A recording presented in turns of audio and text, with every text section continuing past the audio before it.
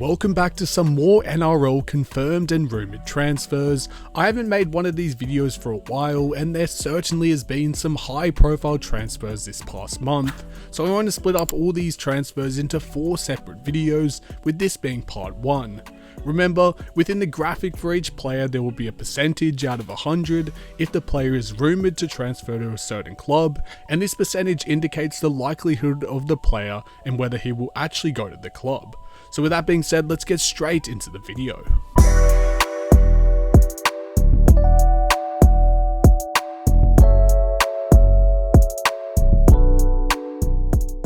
And first up, we have Grant Anderson, who has officially inked a 2-year deal with the Brisbane Broncos, departing the Melbourne Storm. He played 35 NRL matches and scored 22 tries between 2022 and 2025, showcasing versatility across wing, centre and fullback positions. Broncos football GM Troy Thompson praised his proven ability at NRL level and expects him to provide valuable depth to their backline. Anderson's attack-minded profile aligns with Brisbane's ambition to push into the top 4 over the next 2 seasons. He's expected to compete for a bench utility role early in 2026, and Anderson's defensive reliability and effort plays makes him a strong squad addition.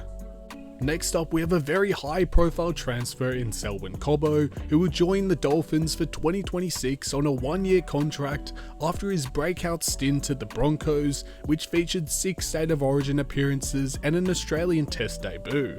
Dolphins CEO Terry Reader described Cobo as untapped potential, valued for his electrifying speed and overall finishing ability. Despite Brisbane's interest, salary cap constraints meant they couldn't match the estimated $500k deal offered by the Dolphins.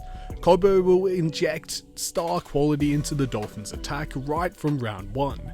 He'll likely play fullback or centre depending on Hamiso Tabuai-Fido's role, and Cobo's arrival is a huge boost to the Dolphins' backline, depth and star power. Jack Belin has signed a 2-year contract with the Parramatta Eels effective from 2026 until 2027, concluding a 12-season tenure with St George Illawarra, where he amassed 244 games and represented Papua New Guinea internationally. Known for his leadership and toughness in the middle, Jack Belin will be tasked with strengthening Parramatta's forward rotation. His experience is expected to play a crucial role in anchoring the Eels' spine as they rebuild towards final contention. Belin has also been praised for his fitness levels and defensive organisation. Parramatta hopes his arrival will bring greater consistency in the ruck, and he's likely to start at lock or prop depending on team balance at the time. Bryce Cartwright has taken a step away from the NRL, joining the side St Mary's. After a stint of inconsistent performances with the Eels, Cartwright appears to be shifting priorities towards a balanced lifestyle and mentoring role at a club level. His experience at the highest level is likely to make a tangible impact in the lower grades, while he reassesses whether a return to top-flight competition is on the horizon. Cartwright has been open about his desire to give back to grassroots footy, and is expected to act as a leader within the St Mary's squad and guide younger players. This could mark the start of a transition into coaching or overall development roles.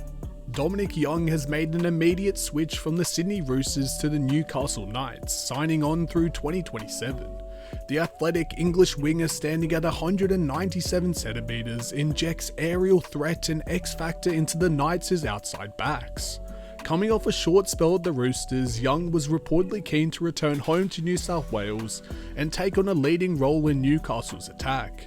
His move reignites him with the club where he previously played from 2021 to 23. Newcastle fans are excited to see him paired again with Kalen Ponga, as Young is viewed as a cornerstone of the Knights' backline for many years to come.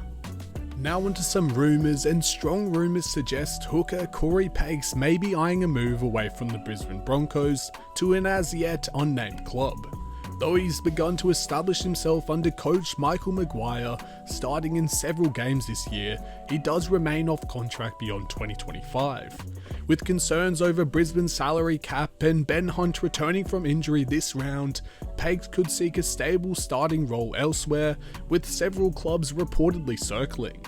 Pags has expressed a desire for more consistent game time, and multiple NRL sides are believed to be monitoring his situation closely. Talks are expected to ramp up in the coming months as the hunt for new players comes for next season. Highly promising young hooker Talon Da Silva has sensationally left the West Tigers mid-season to join the Parramatta Eels on a 4.5-year deal, which will extend through to the end of 2029. He felt his development risked stagnation playing behind Api Coruscant and opted for immediate game time at Parramatta.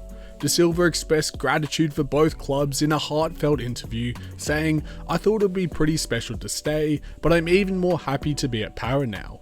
He's expected to challenge for a first grade spot in 2026, and the Eels view him as their long-term hooker. His quick service and footy IQ have earned praise from coaching staff as to why he hopes to be starting next season. Katoni Stags has cemented his future at the Broncos with a 3-year extension through to 2028, reportedly worth around $2.4 million. The centre, now a decade into his career at the club, described Brisbane as home and reaffirmed his passion for playing with heart every time he pulls on the jersey. Last round, he delivered 2 tries and 7 tackle breaks in a dominant 44-14 win over the Titans, a performance coach Michael Maguire flagged as reflective of his leadership and form. Stags remains one of Brisbane's most damaging ball runners. His extension ensures continuity in their backline as they push for premiership success. He's also tipped for a potential Origin recall potentially next season if he keeps up this form.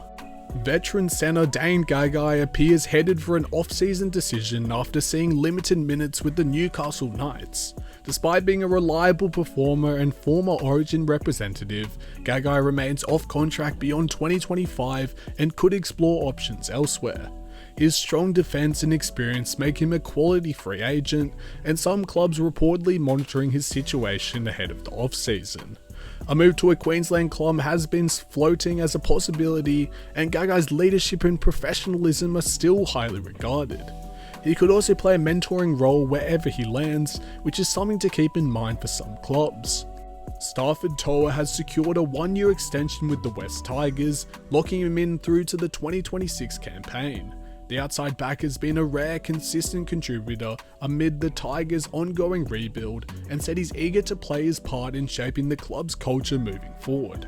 His retention reflects a strategy to maintain a core of emerging talent while still restructuring around them. Toa has developed into a reliable finisher and ball runner, and the Tigers hope he can take on more leadership responsibility next year. His re-signing is seen as a positive step in retaining youth at the club, which is much needed for the Tigers. Thank you so much for watching part 1 of this video. If you enjoyed, make sure to leave a like down below and subscribe if you're new. Stay tuned for part 2 coming in the next couple of days. With that being said, see you in the next one, and goodbye.